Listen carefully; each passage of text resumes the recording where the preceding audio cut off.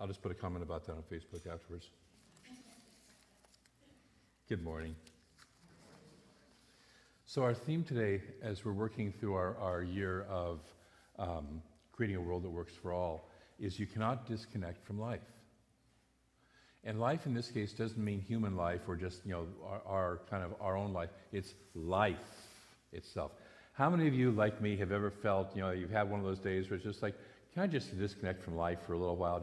Can I just unplug and just make it, will the world go away, please, for a while? Stop the world, I want to get off. I think that was a movie, wasn't it, a long time ago? And yet the truth is we can't disconnect from life. We're working with the idea from the Global Heart Vision. We see a world in which we live and grow as one global family who respect and honor all the interconnectedness of life. So we can't disconnect from life. Life itself is completely interconnected. It's a web of interconnection. And we're on that web. We're part of that web. So life is. Life just is. It's not good or bad. It just is. According to Troward, it's the first attribute of God. Life comes before everything else. If there isn't life, there isn't any love, there isn't any light, there isn't any joy, there isn't any peace, power, any of those other attributes. Life is the very first attribute. You might have noticed that you're alive, right?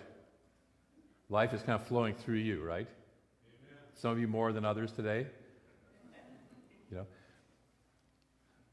In Seattle, it was always funny. The third service would come in, and they were always the ones who had time for their Starbucks visits, and the caffeine was flowing, so you'd really feel the life going through, through like that. But we all have that life energy going through us, whether it's chemically stimulated or not. And then everything else flows from life.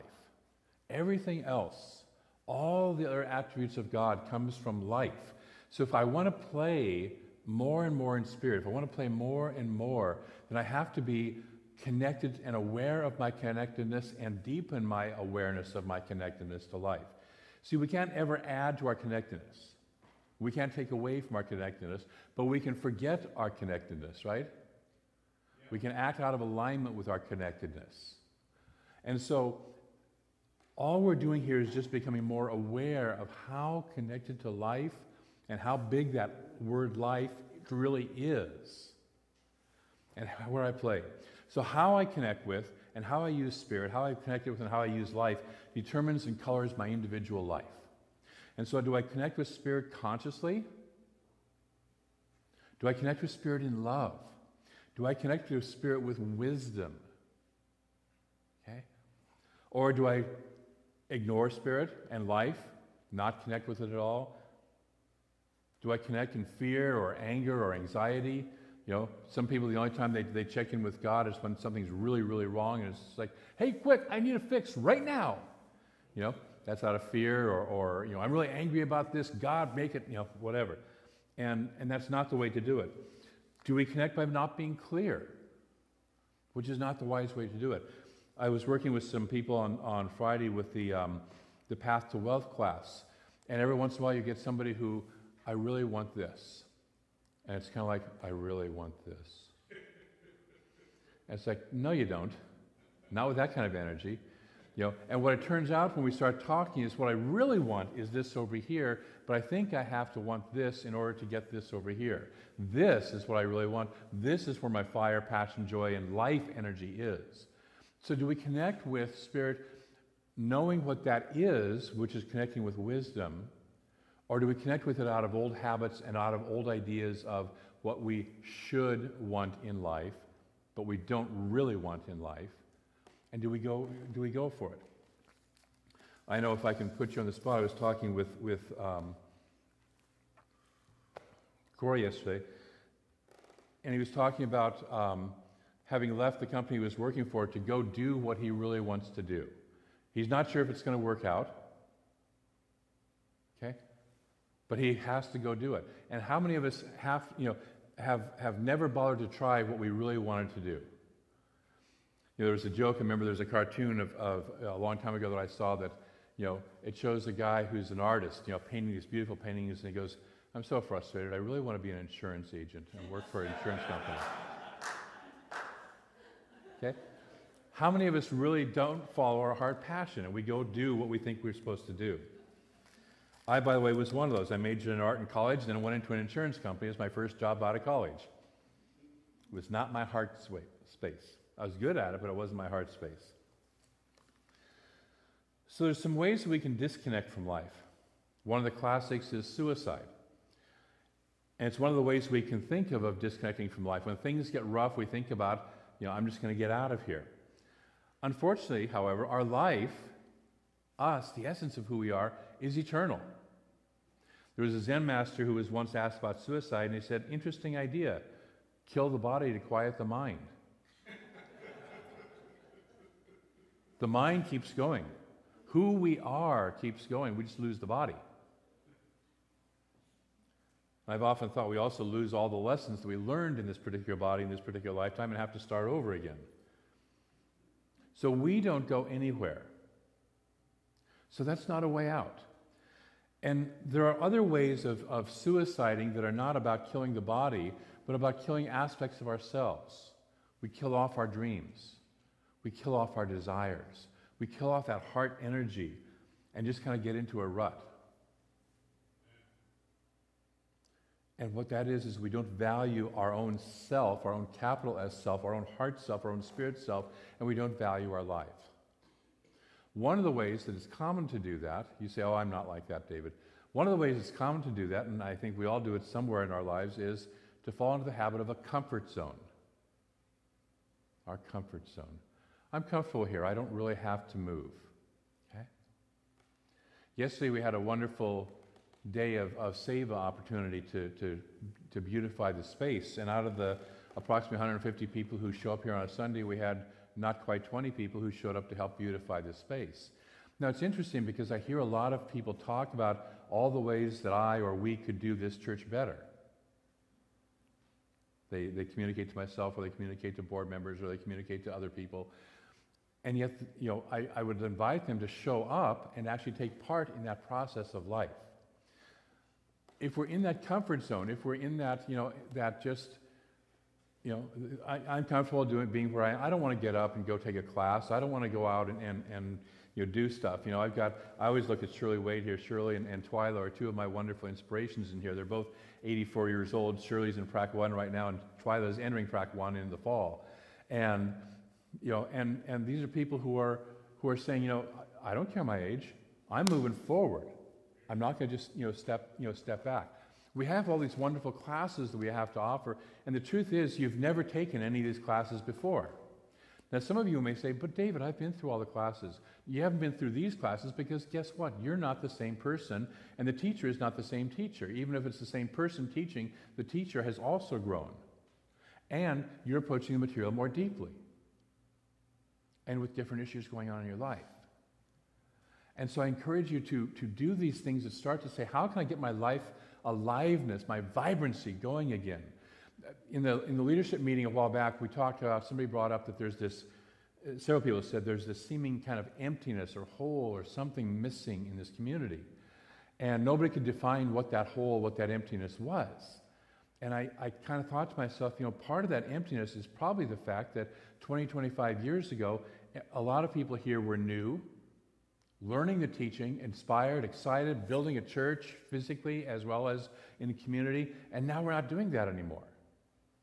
What happens if we get excited? I love when new people come into this teaching because they get excited. How many classes can I take at once? We just had one person drop out because one of the classes because she realized she was taking 3 classes, simultaneously, and maybe that was a little bit too much for her. We agreed. I agreed. But can I get involved in this? Can I get inspired in this? So can we live our lives? Can we, whatever it is we're vibrant and alive about, can we get involved and inspired in it? Yes. Yeah. Last Friday, Cynthia and I took some time and drove out to a couple of the areas because I heard about the wildflowers out in this area. And so we drove out to Millville and we drove out to Asheville Road and found Parkville Cemetery out there, and which Sherry is involved in. And just got out to enjoy a part of this area that I have not yet seen in my 2 years of being here. So it's just like, we could have just stayed home and done the comfortable things we normally do and stuff like that. But it's like, no, let's get out and go do something, go somewhere where we haven't been before. and go play. And so I invite you to do that, to get out of that comfort zone. One of my early teachers used to say, comfort kills. Comfort kills. If we're not growing, we're dying. And so I invite you to take a place. Where is your green growing edge? Where is that edge where you start to feel a little bit excited, a little bit engaged with life, and a little bit, it doesn't, by out of our comfort zone, it doesn't mean you have to be in pain, suffering, and any of that, but just where am I kind of dancing a little bit on the edge of growing more? Where am I having my certainties kind of questioned and rattled a little bit to where I can expand into something greater? See, if you're not uncertain about certain things, some things, you're not growing enough. I remember Kathy Ann, my teacher up in Seattle, Reverend Kathy Ann, used to say every 6 months I ask myself, do I still want to be a religious scientist? Is this really the teaching still for me? And for 30 years it has been, and I ask myself that same question every once in a while, and it still is yes. But if we're not having that essence of who we are, that normal of who we are, questioned a little bit and not stepping outside of it, we're not really engaged with life. And so that's the invitation here, because we're not here to escape life. We're not here to even go back into some soup of cosmic oneness, where I will not even know who I am. I'm just in spirit and not even aware, okay? Because we're here to actually, we've been there and done that, right? We've been that cosmic oneness. We are the cosmic oneness. We've got the cosmic t-shirt, been there, done that. Okay? But we're here to become the ever-evolving expressions of life. See, the universe is multiplying itself, is expressing more and more and more individuality. It's not trying to get back together into one forgotten about it individuality cosmic soup. We're trying to be, and the universe wants to be more and more and more of you and me and all of us. And all of these individualizations, we're here to expand our life and our individualizations rather than contract them. I talked a few weeks ago that we're here to be descended masters, not ascended masters. We're here to bring the mastery that we already are to this planet and be that, rather than to get off the planet and go back into a realm of spirit where all is peaceful and all is wonderful and nothing much happens, okay? We're not here to do that. We're here to be vibrant and alive.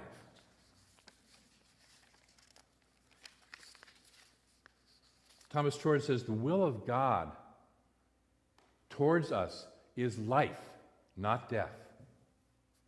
We're here to be alive. We're here to be vibrantly alive, not dead on our feet. Okay? So we're here to be, how can we do that? So Spirit created each of us as an individualized expression of itself. You're unique and you're special, and the infinite takes the time and the energy to be you. You. And there must be a reason for that. It wants to be you. Right? Okay? And how much of you did, I have a friend who wrote a book, Show God a Good Time. Right? If you're going to take the energy and the all that to be here and to be ourselves, to be you, to be who we are, to be God in form, show that God a good time. Have fun. Buy a plant. Connect with life. So the Spirit is a multiplying power, not a divisive power. And each of us is meant to be here to express our own individualization in harmony with that oneness.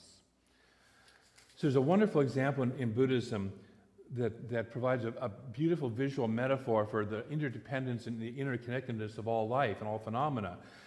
And there's a palace of Indra, which is the Buddhist god who symbolizes the natural forces that protect and nurture life. And suspended above that palace is an enormous net. Okay? And there's a brilliant jewel attached in each knot of that net. There's a jewel in each knot of that net. And each jewel contains and reflects the image of all the other jewels in the net.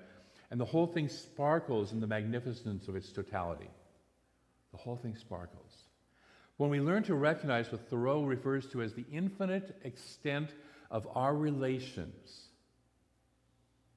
got that? The infinite extent of our relations. You and I and everything is interrelated. When we learn to recognize that, we start to trace the strands of mutually supportive life. We discover that the glittering jewels are our global neighbors.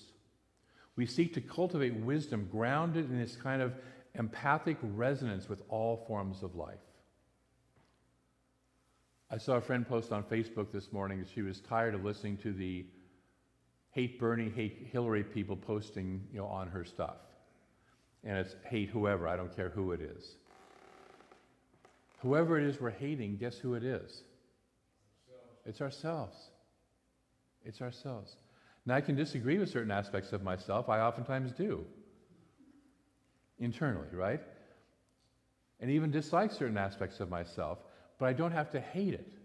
I do have to recognize that that all is still one with me. All of it. So yeah, ISIS, take a breath, is still one with us. May not like what they do, but they are, each individual, ISIS isn't just some monolithic organization, it's people. And people are God-informed, whether they remember it or not. And all we're here to do is help people to wake up to remembering their spiritual magnificence, of who they truly are, and how interconnected we are. When we forget, and we all forget, right? When we forget, we do stuff that out of that forgetting isn't real pretty. And some of us take it to a very long extent. There was a gentleman who had a life-threatening disease, and he was trying to figure out how he could leave a little legacy, and he didn't have a whole lot of money, but he was in a restaurant one day, and he decided to give $50 to a couple of teenage girls who were sitting there, young teenage girls, and he said, go do something good with this. Go do something for the good of the world with this. 6 months later, he got back a photograph from Africa, Sierra Leone, of this whole village that was holding up signs saying thank you with his name on it. And he's like going, what the heck happened? Well, these girls apparently raised some extra money with that, used that as seed money, raised some extra money, sent it off to this village in Africa that had been battling and finally was free of Ebola, and put on a feast for the whole village because they were Ebola free. And so you see this picture with several hundred people, men, women, little children, all, grinning, smiling, happy, holding this sign, because the guy gave $50 to a couple of teenage girls who said, what do we do with this? And answered that question, engage with life. And this guy had no idea when he gave these two girls sitting in I think it was somewhere in North Carolina in a restaurant, that it was going to have an effect on this village in Africa. Okay? That's the kind of connectedness we have. That's the kind of connectedness we are. So I want to do a guided meditation with you for a few minutes, if you will, to where we can start to experience that connectedness within. And so I'm going to invite Michael to put on a little bit of quiet music to help guide us in that, to help settle things. And so I want to invite you to think about that net over the Temple of Indra and the jewels in that net. And picture yourself as one of those jewels. You can even pick the kind of jewel you are. Perhaps you're a diamond or a sapphire or a ruby or an emerald.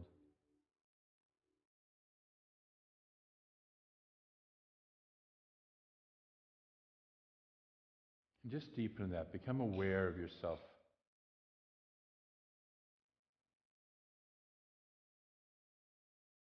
Now imagine that your life is connected to somebody who's sitting near you here in this sanctuary. Imagine that there's a gold thread that connects your hearts.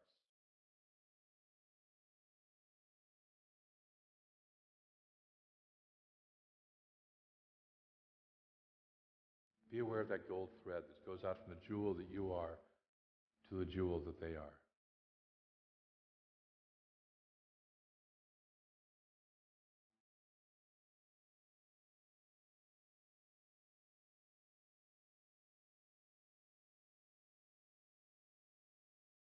And now imagine that you're connected to everyone in the sanctuary. See that gold thread, that golden net starting to connect with the hearts and the jewels of everyone in this room. Breathe that in.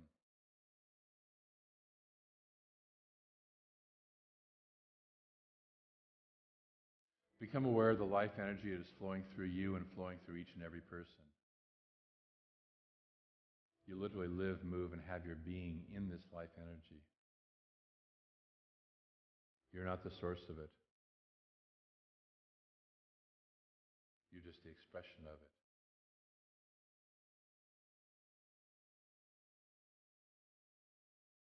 And now imagine that golden thread from your heart, from the jewel that you are, that is already connected with everyone in the sanctuary, reaching out and connecting with everyone in this city.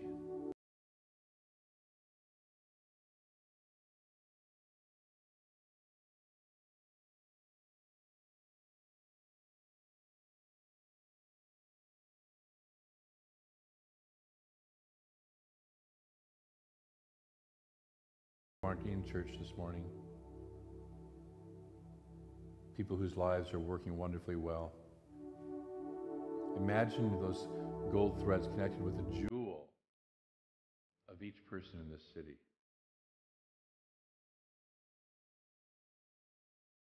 Allowing yourself to expand that web now because it already is, and just becoming aware of the web, that you're connected with everyone in this state.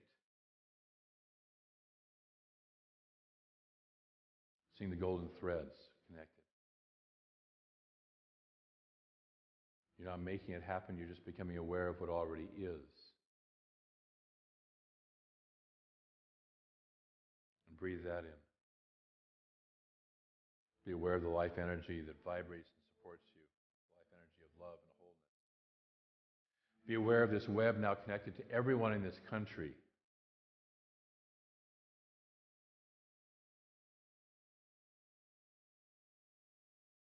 Long before there was ever a computer internet, this internet has always existed. All the shining jewels in this country, all the shining jewels out into this world, include the plant life, the animal life, the earth and planet itself. All of it connected.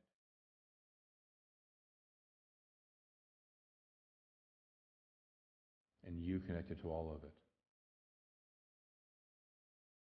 Imagine now that net continues out beyond the planet and connects to everything else in this universe.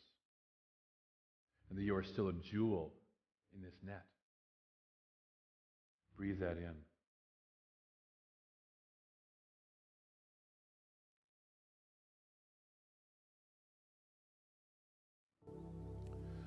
And now as you rest in that awareness of your connectedness with all of life, imagine that you send a little burst of love throughout that net that touches every other jewel.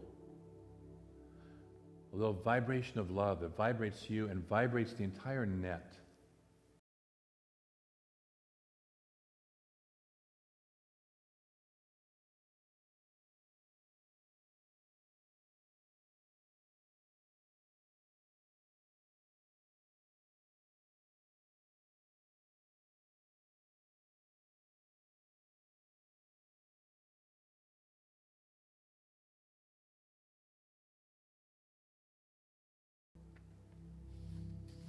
Allow this love that is emanating from you to connect. And notice that eventually, because you've put it out, it comes back to you because you're part of the net. And receive your own vibration of love.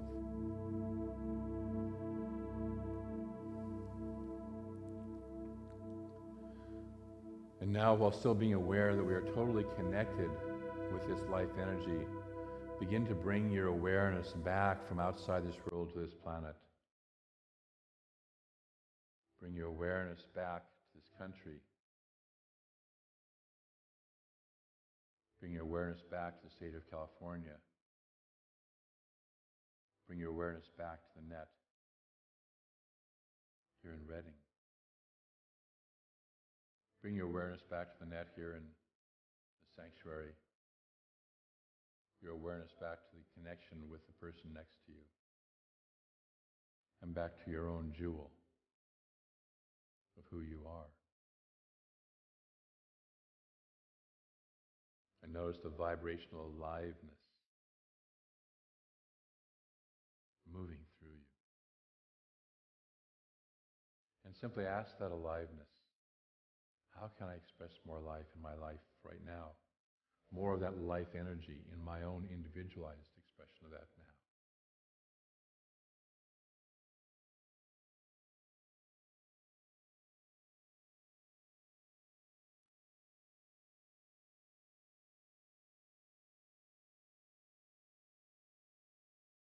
So very gently taking in a deep breath in and out, allowing yourself to be grounded back in your chair.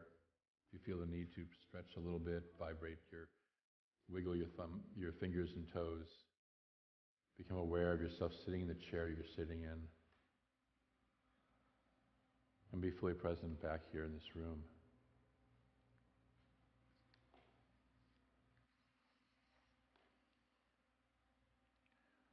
So this week I want to invite you to do three things. First of all is to pay attention to your connection with life. Just be aware of it. Just spend some time being aware of your connection with life. Secondly, notice where you feel most connected and most disconnected. There are things that we do where we feel really connected, and there are things that we may do or experience where we feel the most disconnected. And start to, if you can, bring in more of the connection aspects and release more of the disconnection aspects out of your life. And then thirdly, take time to bless all of life. Each of us is connected to that life. And all we need to do, when we see someone in pain, when we see someone in hurt, when we see someone in fear or anger, is to take a moment to simply send them a little burst of love to their jewel, from our jewel to their jewel, and to bless them. So are you willing to play with that this week? Yes. Great. Thank you. I want to close with a quote from Ernest Holmes from this thing called Life. He says, "All life, all health, all peace and possibility exist in this one power. It is a knowledge of this and the conscious use of this knowledge which will give us freedom.